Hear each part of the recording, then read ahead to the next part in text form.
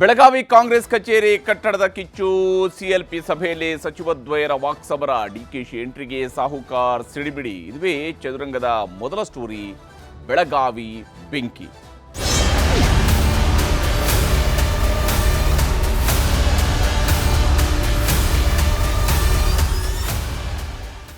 ರಾಜ್ಯ ರಾಜಕಾರಣದಲ್ಲಿ ಬೆಳಗಾವಿಯ ಪವರ್ ಬೇರೆ ಸ್ವರೂಪದಲ್ಲಿ ಇರುವಂಥದ್ದು. ಯಾಕಂದರೆ ಬೆಂಗಳೂರನ್ನು ಹೊರತುಪಡಿಸಿದರೆ ಅತಿ ಹೆಚ್ಚು ವಿಧಾನಸಭಾ ಕ್ಷೇತ್ರಗಳಿರುವಂತಹ ಜಿಲ್ಲೆ ಅಂತ ಹೇಳಿದರೆ ಅದು ಬೆಳಗಾವಿ. ಹೀಗಾಗಿ ಬೆಳಗಾವಿಗೆ ರಾಜಕೀಯದ ಶಕ್ತಿ ಜಾಸ್ತಿ ಇದೆ, ರಾಜಕೀಯದ ತೂಕವೂ ಕೂಡ ಜಾಸ್ತಿ ಇದೆ ಮತ್ತು ಬೆಳಗಾವಿಯ ರಾಜಕಾರಣದ ಮಾದರಿಯೂ ಕೂಡ ವಿಭಿನ್ನವಾಗಿರುವಂಥದ್ದು. ಇದಕ್ಕೆ ಅನೇಕ ಉದಾಹರಣೆಗಳನ್ನು ಕೊಡ್ತಾ ಹೋಗುವುದು. ಈಗ ಸೇರ್ಪಡೆಯಾಗ್ತಾ ಇರುವಂಥ ಉದಾಹರಣೆ ಇದೆಯಲ್ಲ, ಇದು ಮತ್ತೊಂದು ಮಗ್ಗಲಿನ ಕಡೆಗೆ ಕಾಂಗ್ರೆಸ್ ಸರ್ಕಾರವನ್ನು ಕೊಂಡೊಯ್ಯುವಂತೆ ಕಾಣ್ತಾ ಇದೆ. ಯಾವ ಸ್ವರೂಪದಲ್ಲಿ ಬೆಳಗಾವಿಯ ವಿಚಾರಕ್ಕಾಗಿ ಏನೇನು ನಡೆದಿದೆ ಅನ್ನುವಂಥ ಇತಿಹಾಸದಲ್ಲಿ ನೋಡ್ತಾ ಹೋದಾಗ ಅನೇಕ ಉದಾಹರಣೆಗಳು ಸಿಗ್ತವೆ.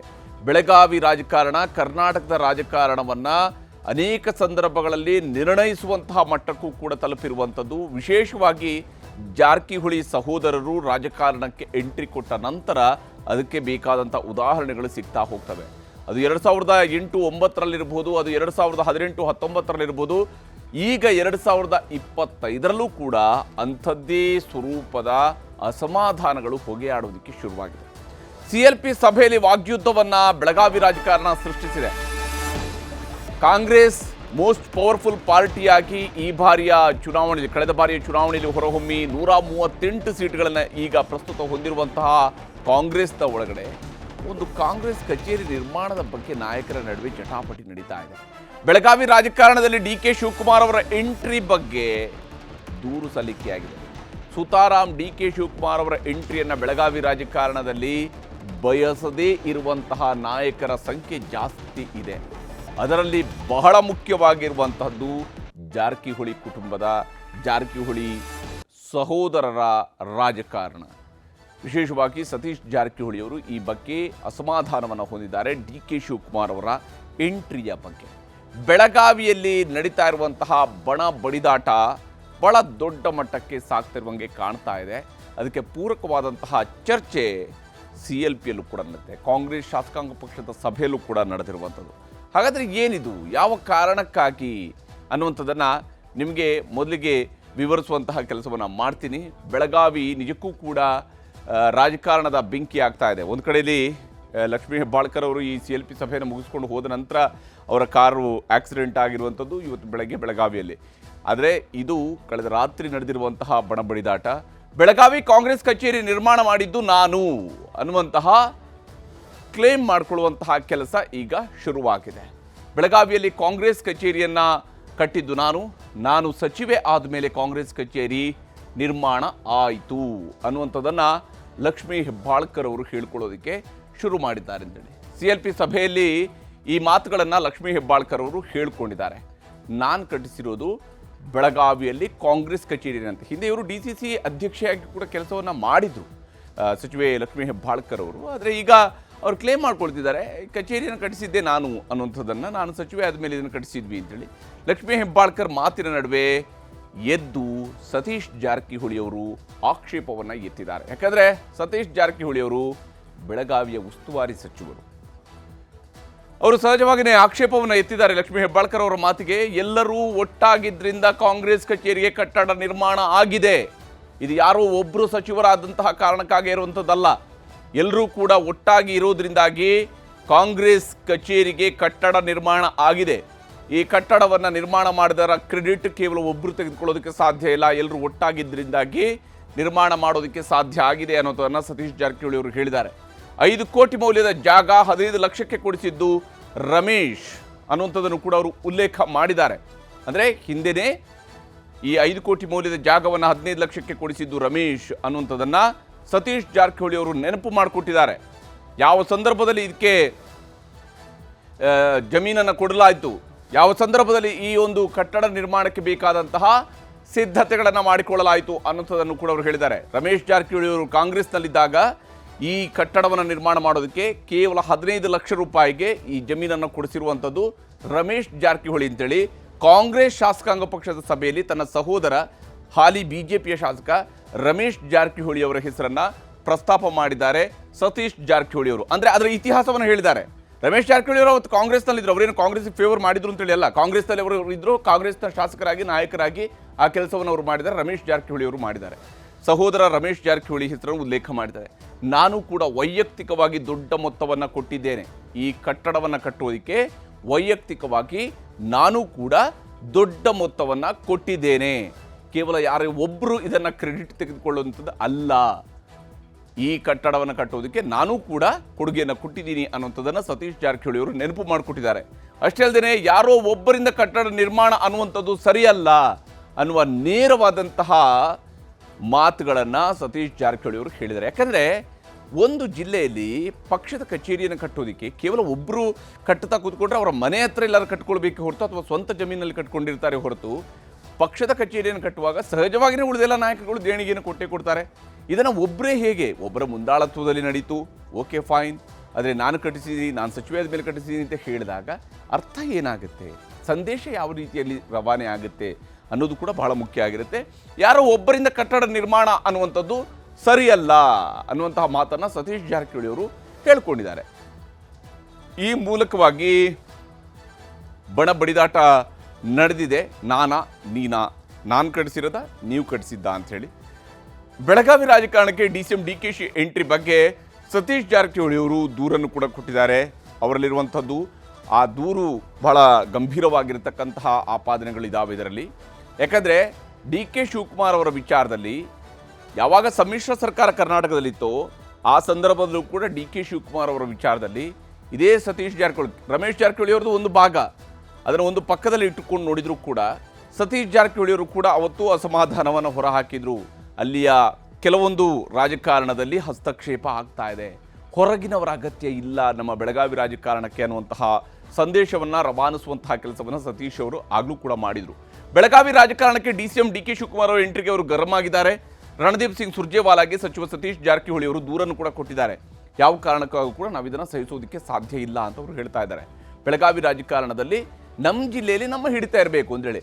ಈಗ ಅವರವರ ರಾಜ್ಯದ ರಾಜಕಾರಣದಲ್ಲಿ ಎಲ್ಲರೂ ನಾಯಕತ್ವ ಅದೊಂದು ಭಾಗ, ಆದರೆ ಅವರವರ ಜಿಲ್ಲೆಗಳ ವಿಚಾರಗಳಿಗೆ ಬಂದಾಗ ಆ ಜಿಲ್ಲಾ ನಾಯಕರುಗಳ ಪ್ರಾಧಾನ್ಯತೆ ಮುಖ್ಯ ಆಗುತ್ತೆ. ಸಿದ್ದರಾಮಯ್ಯನವ್ರು ಹೋಗಿ ಬೆಳಗಾವಿ ರಾಜಕಾರಣದಲ್ಲಿ ಎಲ್ಲ ನಂದೇ ನಡಿಬೇಕು ಅಂತ ಹೇಳಿದ್ರೆ ಆಗೋದಿಲ್ಲ. ಸಿದ್ದರಾಮಯ್ಯನವ್ರಿಗೆ ಹೇಳ್ತಾರೆ ನೀವು ಮೈಸೂರಲ್ಲಿ ಹೋಗಿ ನೋಡ್ಕೊಳ್ಳಿ ಅಂತ ಹೇಳ್ತಾರೆ. ಇದು ರಾಜಕಾರಣದ ವಾಸ್ತವ, ಮತ್ತು ಆ ವಾಸ್ತವವನ್ನು ಅರಿತುಕೊಂಡೇ ತಮ್ಮ ಗೆರೆಗಳನ್ನು ಎಳ್ಕೊಂಡಿರ್ತಾರೆ. ಆದರೆ DK ಶಿವಕುಮಾರ್ ಅವರು ರಾಮನಗರ ಜಿಲ್ಲೆಯನ್ನು ಬಿಟ್ಟು ಬೆಳಗಾವಿ ರಾಜಕಾರಣದಲ್ಲಿ ಮೂಗು ತೂರಿಸ್ತಾ ಇದ್ದಾರೆ ಅನ್ನುವಂಥದ್ದು ಜಾರಕಿಹೊಳಿಯವರ ಆಕ್ಷೇಪಕ್ಕೆ ಬಹಳ ಮುಖ್ಯ ಕಾರಣ. ಇಂಥದ್ದೇ ಆಕ್ಷೇಪವನ್ನು ಹಿಂದೆ ರಮೇಶ್ ಜಾರಕಿಹೊಳಿ ಅವರು ಎತ್ತಿದ್ದು ಕೂಡ ಇತ್ತು. ರಣದೀಪ್ ಸಿಂಗ್ ಸುರ್ಜೇವಾಲಾ ಅವರಿಗೆ ದೂರು ಕೊಟ್ಟಿದ್ದಾರೆ. ಲಕ್ಷ್ಮೀ ಹೆಬ್ಬಾಳ್ಕರ್ ವಿಚಾರದಲ್ಲಿ ಅತ್ಯಾಸಕ್ತಿ ತೋರಿಸ್ತಿದ್ದಾರೆ ಅನ್ನುವಂಥದ್ದನ್ನು ಹೇಳಿದ್ದಾರೆ. ಅತ್ಯಾಸಕ್ತಿಯನ್ನು ತೋರಿಸ್ತಾ ಇದ್ದಾರೆ ಲಕ್ಷ್ಮೀ ಹೆಬ್ಬಾಳ್ಕರ್ ವಿಚಾರದಲ್ಲಿ DK ಶಿವಕುಮಾರ್ ಅವರು ಅಂತೇಳಿ.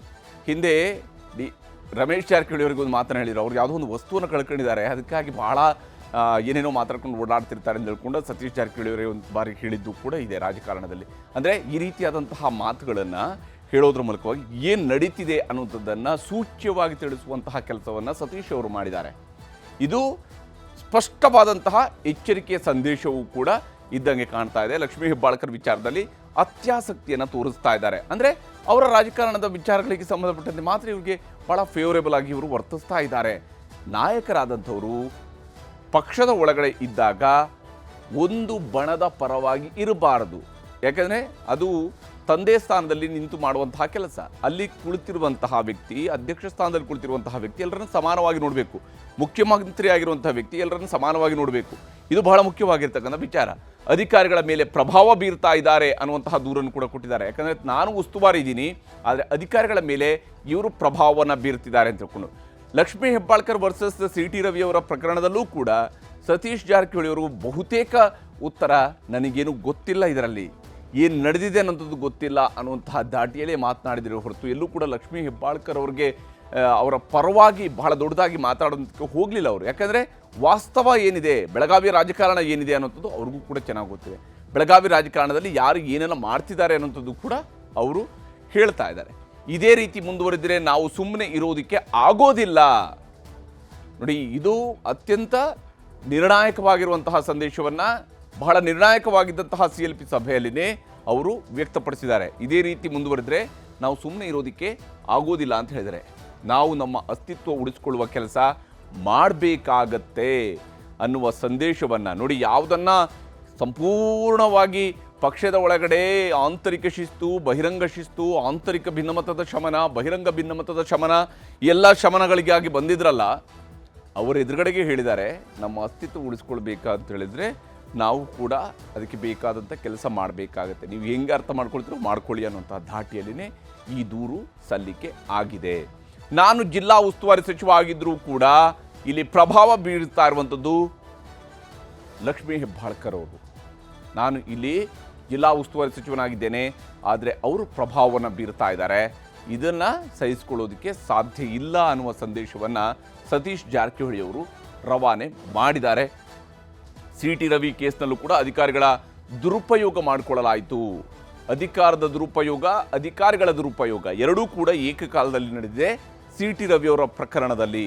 ಆ ಕೇಸನ್ನು ಹ್ಯಾಂಡಲ್ ಮಾಡುವಂತಹ ರೀತಿಯೂ ಕೂಡ ಸಮರ್ಪಕವಾಗಿ ಇರಲಿಲ್ಲ ಅಂತ ಹೇಳಿ ಇಲ್ಲಿ ಅಧಿಕಾರಿಗಳ ದುರುಪಯೋಗ ಆಗಿದೆ. ಗಾಂಧಿ ಭಾರತ ಕಾರ್ಯಕ್ರಮದಲ್ಲೂ ಕೂಡ ವಿಶ್ವಾಸಕ್ಕೆ ತೆಗೆದುಕೊಳ್ತಾ ಇಲ್ಲ. ಗಾಂಧಿ ಭಾರತ ಕಾರ್ಯಕ್ರಮವನ್ನು ಬೆಳಗಾವಿಯಲ್ಲಿ ಮಾಡಿಸ್ತಾ ಇದ್ದಾರೆ. ಬೆಳಗಾವಿ ನನ್ನ ಉಸ್ತುವಾರಿ ಜಿಲ್ಲೆ, ಆದರೆ ಅಲ್ಲೂ ಕೂಡ ವಿಶ್ವಾಸಕ್ಕೆ ತೆಗೆದುಕೊಳ್ತಾ ಇಲ್ಲ. ನಮ್ಮ ಊರಿನಲ್ಲಿ ನಮಗೆ ಗೌರವ ಸಿಗ್ತಾ ಇಲ್ಲ ಅಂತ ಹೇಳಿದರೆ ಏನು ಕತೆ ಅಂತ ಕೇಳ್ತಿದ್ದಾರೆ ಅವರು. ಹೀಗೆ ಸತೀಶ್ ಜಾರಕಿಹೊಳಿ ಅವರು ಅತ್ಯಂತ ಸ್ಪಷ್ಟ ಸಂದೇಶವನ್ನು ರವಾನೆ ಮಾಡಿದ್ದಾರೆ. ಮುಂದುವರೆದು ಸರ್ಕಾರಕ್ಕೆ ಬೆಳಗಾವಿ ಕಂಟಕ ಆಗುತ್ತಾ ಅನ್ನುವಂಥ ಪ್ರಶ್ನೆ ಮೂಡಿದೆ. ಯಾವಾಗ ಸತೀಶ್ ಜಾರಕಿಹೊಳಿ ಅವರಿಂದ CLP ಸಭೆಯಲ್ಲಿ ಅಸಮಾಧಾನ ವ್ಯಕ್ತವಾಯಿತು, ಯಾವಾಗ ಸತೀಶ್ ಜಾರಕಿಹೊಳಿ ಅವರಿಂದ DK ಶಿವಕುಮಾರ್ ಅವರ ವಿರುದ್ಧ ದೂರು ಸಲ್ಲಿಕೆ ಆಯಿತು, ಈ ವಿಚಾರಕ್ಕೆ ಸಂಬಂಧಪಟ್ಟಂತೆ BJP ಬಹಳ ಕುತೂಹಲದಿಂದ ನೋಡ್ತಾ ಇದೆ. ಯಾಕೆಂದರೆ ಬೆಳಗಾವಿ ರಾಜಕಾರಣ ಜಟಾಪಟಿ ಸರ್ಕಾರಕ್ಕೆ ಸಂಕಟವನ್ನು ತರುತ್ತಾ ಅನ್ನುವಂತಹ ಪ್ರಶ್ನೆಯನ್ನು ಹುಟ್ಟುಹಾಕಿದೆ. ಮತ್ತು ಈ ಪ್ರಶ್ನೆಯನ್ನು BJPಯವರು ಕೇಳ್ತಾ ಇದ್ದಾರೆ. ಈ ಸರ್ಕಾರಕ್ಕೆ ಸಂಕಟ ಕಾದಿದೆ ಅಂತೇಳಿ, ಸಂಕಷ್ಟ ಕಾದಿದೆ ಅಂತೇಳಿ, ಬೆಳಗಾವಿ ಪಾಲಿಟಿಕ್ಸ್ನಿಂದ ಈ ಸರ್ಕಾರ ಹೋಗುತ್ತೆ ಅಂತೇಳಿ ಅಶೋಕ್ ಅವರು ಭವಿಷ್ಯ ನುಡಿದಿದ್ದಾರೆ. ಅಶೋಕ್ ಅವರ ಭವಿಷ್ಯ ಯಾವ ಸ್ವರೂಪದಲ್ಲಿ ನಿಜವಾಗುತ್ತೋ ಇಲ್ಲೋ ಗೊತ್ತಿಲ್ಲ, ಆದರೆ ಮ್ಯಾಟರ್ ಬಹಳ ಸೀರಿಯಸ್ ಆಗಿದೆ ಅನ್ನೋಂಥದ್ದು ಸ್ಪಷ್ಟವಾಗ್ತಾ ಇದೆ. ಈ ಹಿಂದೆಯೂ ಕೂಡ ಬೆಳಗಾವಿ ರಾಜಕಾರಣದಿಂದ ಸರ್ಕಾರ ಪತನ ಆಗಿದೆ ಅನ್ನುವಂತಹ ಇತಿಹಾಸವನ್ನು ಕೆದಕಿದ್ದಾರೆ.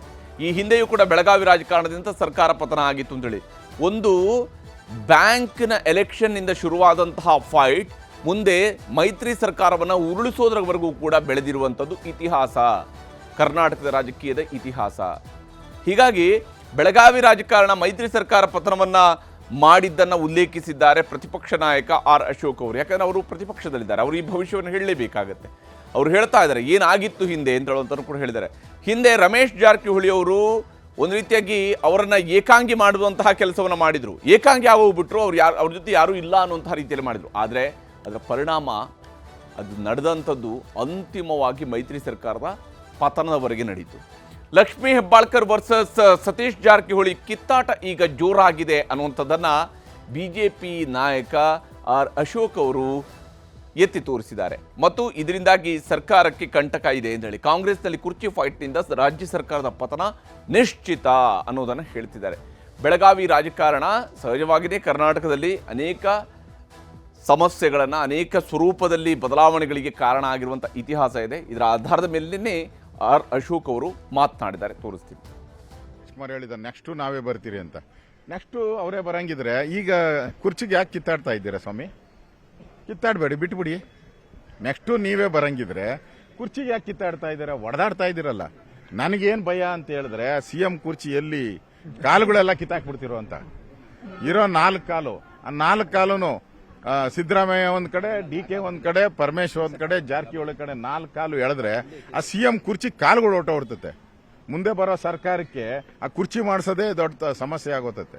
ಮೈತ್ರಿ ಸರ್ಕಾರ, ಕುಮಾರಸ್ವಾಮಿ ಅವರ ಸರ್ಕಾರ ಬಿದ್ದಿದ್ದು ಬೆಳಗಾವಿಯಿಂದನೇ. ಈ ಕಾಂಗ್ರೆಸ್ ಸರ್ಕಾರನೂ ಬೆಳಗಾವಿಯಿಂದನೇ ಮುಳುಗಿ ಸರ್ವನಾಶ ಆಗಿ ಹೊರಟೋತತೆ. ಹೀಗೆ ಒಂದು ಕಡೆಯಲ್ಲಿ ಪ್ರತಿಪಕ್ಷ ನಾಯಕರು ಭವಿಷ್ಯವನ್ನು ನುಡಿತಾ ಇದ್ದಾರೆ, ಇತಿಹಾಸವನ್ನು ಕೆದಕ್ತಾ ಇದ್ದಾರೆ. ಇದರ ನಡುವೆ ಮುಖ್ಯಮಂತ್ರಿ ಹಾಗೂ ಸತೀಶ್ ಜಾರಕಿಹೊಳಿ ಅವರು ಸಮಾಲೋಚನೆಯನ್ನು ನಡೆಸಿದ್ದಾರೆ. CLPಯ ನಂತರವೂ ಕೂಡ ಈ ಸಮಾಲೋಚನೆ ನಡೆದಿದೆ. ಕಾಂಗ್ರೆಸ್ನಲ್ಲಿ ನಡೀತಾ ಇರುವಂತಹ ಬೆಳವಣಿಗೆಯ ಬಗ್ಗೆ ಸತೀಶ್ ಜಾರಕಿಹೊಳಿ ಅವರು ಬೇಸರವನ್ನು ಹೊರಹಾಕಿದ್ದಾರೆ. ಮುಖ್ಯಮಂತ್ರಿ ಸಿದ್ದರಾಮಯ್ಯನವರ ಸಮ್ಮುಖದಲ್ಲಿ ಅವರು ಬೇಸರವನ್ನು ಹೊರಹಾಕಿದ್ದಾರೆ. ಸಿಎಂ ಸಿದ್ದರಾಮಯ್ಯ ಭೇಟಿ ಮಾಡಿ ಸತೀಶ್ ಜಾರಕಿಹೊಳಿ ಅವರು ಮಾತುಕತೆಯನ್ನು ನಡೆಸಿದ್ದಾರೆ. ಏನೇನು ಕತೆ ನಡೀತಿದೆ ಅನ್ನೋಂಥನ್ನು ವಿವರಿಸುವಂಥ ಕೆಲಸವನ್ನು ಕೂಡ ಮಾಡಿದ್ದಾರೆ. ಅನೇಕ ಸಂದರ್ಭಗಳಲ್ಲಿ ಭೇಟಿಯಾದಾಗ ಇವೆಲ್ಲವನ್ನು ಕೂಡ ವಿವರಿಸೋದಕ್ಕೆ ಆಗಿರೋದಿಲ್ಲ. ಆದರೆ ಯಾವಾಗ ಈ ವಿಚಾರ ಹೊರಗಡೆ ಬರುತ್ತಲ್ಲ, ಅದಾದ ನಂತರ ಆ ವಿಷಯವನ್ನು ನಾನು ಯಾಕೆ ಮಾತಾಡದೆ, ಏನಾಗ್ತಿದೆ ಅನ್ನೋಂಥದ್ದನ್ನು ಮುಖ್ಯಮಂತ್ರಿಯವರಿಗೆ ಮನವರಿಕೆ ಮಾಡಿಕೊಡುವ ಕೆಲಸವನ್ನು ಸತೀಶ್ ಜಾರಕಿಹೊಳಿ ಅವರು ಮಾಡಿದ್ದಾರೆ. 1 ಗಂಟೆ ಕಾಲ ಉಭಯ ನಾಯಕರು ಮಹತ್ವದ ಚರ್ಚೆಯನ್ನು ನಡೆಸಿದ್ದಾರೆ. ಸಿಎಂ ಅವರ ಮನೆಯಲ್ಲಿ ಸುಮಾರು 1 ಗಂಟೆಗಳ ಕಾಲ ಚರ್ಚೆಯನ್ನು ನಡೆಸಲಾಗಿದೆ. ಭಾಳಷ್ಟು ವಿಷಯಗಳ ವಿನಿಮಯವನ್ನು ಕೂಡ ಮಾಡಿಕೊಂಡಿದ್ದಾರೆ. ಏನು ನಡೀತಿದೆ ಅನ್ನೋದ್ರ ಬಗ್ಗೆ, ವಿಶೇಷವಾಗಿ ಬೆಳಗಾವಿ ರಾಜಕಾರಣಕ್ಕೆ ಡಿಕೆಶಿ ಪ್ರಭಾವದ ಬಗ್ಗೆ ಅಸಮಾಧಾನವನ್ನು ಸತೀಶ್ ಜಾರಕಿಹೊಳಿ ಅವರು ವ್ಯಕ್ತಪಡಿಸಿದ್ದಾರೆ. ಯಾವುದೇ ಕಾರಣಕ್ಕಾಗಿ ಕೂಡ ಬೆಳಗಾವಿ ರಾಜಕಾರಣದಲ್ಲಿ ಡಿಕೆ ಶಿವಕುಮಾರ್ ಅವರ ಪ್ರಭಾವವನ್ನು ಬಳಕೆ ಮಾಡುವಂಥನ್ನು ನಿಲ್ಲಿಸಬೇಕು. ಅದನ್ನು ಪಕ್ಷದ ಅಧ್ಯಕ್ಷರಾಗಿ ಅವರು ಮಾಡ್ತಾ ಇರುವಂಥದ್ದಿರ್ಬೋದು, ಉಪಮುಖ್ಯಮಂತ್ರಿಯಾಗಿ ಮಾಡ್ತಂಥದ್ದಿರ್ಬೋದು, ಅಥವಾ ತನ್ನ ವಿರುದ್ಧ ಎತ್ತಿ ಕಟ್ಟುವಂತಹ ಕೆಲಸ ಇರಬಹುದು. ಇದು ಪಕ್ಷಕ್ಕೆ ಮತ್ತು ಸರ್ಕಾರಕ್ಕೆ ದೊಡ್ಡ ಹೊಡೆತವನ್ನು ಕೊಡುತ್ತೆ ಅಂತೇಳಿ ಸುರ್ಜೇವಾಲಾ ಎದುರು ನನ್ನ ಮೇಲೆ ಗೂಬೆ ಕೂರಿಸುವಂತಹ ಯತ್ನವನ್ನು ಕೂಡ ಮಾಡಿದ್ದಾರೆ. ಇವರೆಲ್ಲರೂ ಸೇರಿಕೊಂಡು ಅಲ್ಲಿ ಕಾಂಗ್ರೆಸ್ ಕಚೇರಿ ಕಟ್ಟಿದ್ದು ನಾನು ಅಂತ ಹೇಳುವಂಥದ್ರ ಮೂಲಕವಾಗಿ ನಾನು ಏನೂ ಕೆಲಸಕ್ಕೆ ಬರದವನು ಅನ್ನುವಂಥ ರೀತಿಯಲ್ಲಿ ಗೂಬೆ ಕೂರಿಸುವಂಥ ಪ್ರಯತ್ನವನ್ನು ಇವರು ಮಾಡಿದ್ದಾರೆ. ರಮೇಶ್ ಜಾರಕಿಹೊಳಿ ಇದ್ದಾಗ ಜಾಗ ಖರೀದಿ ಮಾಡಿರುವಂಥದ್ದು ಇತಿಹಾಸ. ಆ ಕಚೇರಿಗೆ ಬೇಕಾದಂತಹ ಜಾಗ ಖರೀದಿ ಮಾಡಿರುವಂಥದ್ದು ರಮೇಶ್ ಜಾರಕಿಹೊಳಿ ಇದ್ದಾಗ, ಕಾಂಗ್ರೆಸ್ನಲ್ಲಿದ್ದಾಗ. ದೆಹಲಿಗೆ ಹೋದಾಗ ರಾಹುಲ್ ಹಾಗೂ ಖರ್ಗೆ ಅವರ ಗಮನಕ್ಕೂ ಕೂಡ ಈ ವಿಚಾರವನ್ನು ನೀವು ತರಬೇಕು ಅಂತ ಹೇಳಿ ಮುಖ್ಯಮಂತ್ರಿಯವರಿಗೆ ಸತೀಶ್ ಜಾರಕಿಹೊಳಿ ಅವರು ಹೇಳಿದ್ದಾರೆ. ಈ ರೀತಿಯಾಗಿ ರಾಜಕಾರಣವನ್ನು ಮಾಡ್ತಾ ಹೋದರೆ ಆಗೋದಿಲ್ಲ ಅನ್ನುವಂತಹ ಸ್ಪಷ್ಟ ಸಂದೇಶವನ್ನು ಕೊಟ್ಟಿದ್ದಾರೆ. ಸತೀಶ್ ಅವರನ್ನ ಸಮಾಧಾನ ಮಾಡುವಂಥ ಪ್ರಯತ್ನವನ್ನು ಮುಖ್ಯಮಂತ್ರಿ ಸಿದ್ದರಾಮಯ್ಯನವರು ಇದೇ ಸಂದರ್ಭದಲ್ಲಿ ಮಾಡಿದ್ದಾರೆ. ನೀವು ಯಾವುದೋ ಕಾರಣಕ್ಕೂ ಕೂಡ ಇದನ್ನು ತುಂಬ ತಲೆ ಕೆಡಿಸ್ಕೊಳ್ಬೇಡಿ, ಇದನ್ನು ನಾನು ಹ್ಯಾಂಡಲ್ ಮಾಡ್ತೀನಿ ಅನ್ನೋಂಥ ರೀತಿಯಲ್ಲಿ ಮುಖ್ಯಮಂತ್ರಿಯವರ ಕಡೆಯಿಂದಲೂ ಕೂಡ ಭರವಸೆ ಸಿಕ್ಕಿದೆ. ಸಮಾಧಾನ ಮಾಡುವಂಥ ಕೆಲಸವನ್ನು ಮುಖ್ಯಮಂತ್ರಿಯವರು ಮಾಡಿದ್ದಾರೆ. ಆದರೆ ಬೆಳಗಾವಿ ರಾಜಕಾರಣದಲ್ಲಿ ಹತ್ಕೊಂಡಿರುವಂತಹ ಬೆಂಕಿ ಇದೆಯಲ್ಲ, ಅದು ಅಷ್ಟು ಸುಲಭವಾಗಿ ಆರುವಂಥ ಲಕ್ಷಣ ಅಲ್ಲ. ಯಾಕೆಂದರೆ ಒಂದು ಕಡೆಯಲ್ಲಿ ಲಕ್ಷ್ಮೀ ಹೆಬ್ಬಾಳ್ಕರ್ ಇದ್ದಾರೆ, ಮತ್ತೊಂದು ಕಡೆಯಲ್ಲಿ ಸತೀಶ್ ಜಾರಕಿಹೊಳಿ ಇದ್ದಾರೆ. ಮಾತನಾಡುವಾಗ ಸತೀಶಣ್ಣ ಜಾರಕಿಹೊಳಿ ಅಂತ ಹೇಳಿದರೂ ಕೂಡ ರಾಜಕಾರಣದ ಪಟ್ಟುಗಳನ್ನು ಹಾಕುವಂತಹ ಸಂದರ್ಭ ಬಂದಾಗ ಅವರೂ ತಮ್ಮ ಅವಕಾಶಕ್ಕಾಗಿ ಕಾಯ್ತಾ ಇರ್ತಾರೆ. ಹೀಗಾಗಿಯೇ ಬೆಳಗಾವಿ ರಾಜಕಾರಣದಲ್ಲಿ ಹತ್ತಿಕೊಂಡಿರುವಂತಹ ಬೆಂಕಿ ಮುಂದೆ ಯಾರನ್ನ ಯಾವ ಸ್ವರೂಪದಲ್ಲಿ ಸುಡುತ್ತೆ ಅನ್ನೋದನ್ನು ನೋಡಬೇಕು. ಅದಕ್ಕೂ ಮುಂಚಿತವಾಗಿ ಅದು ಶಮನವಾಗುವಂತಹ ಲಕ್ಷಣಗಳು ಕಾಣ್ತಾ ಇಲ್ಲ. ಅದು ಬೇಕಿದ್ರೆ ಇನ್ನಷ್ಟು ದಿವಸಗಳ ಕಾಲ ತನ್ನ ಕಾವನ್ನು ಉಳಿಸಿಕೊಂಡು ಅವಕಾಶಕ್ಕಾಗಿ ಕಾದಿರುತ್ತೆ ಹೊರತು ಬೆಳಗಾವಿ ರಾಜಕಾರಣದಲ್ಲಿ ಅಷ್ಟು ಸುಲಭವಾಗಿ ಶತ್ರುಗಳು ಮಿತ್ರರಾಗುವಂತಹ ಸಾಧ್ಯತೆಗಳು ಕಡಿಮೆ ಇರುತ್ತೆ.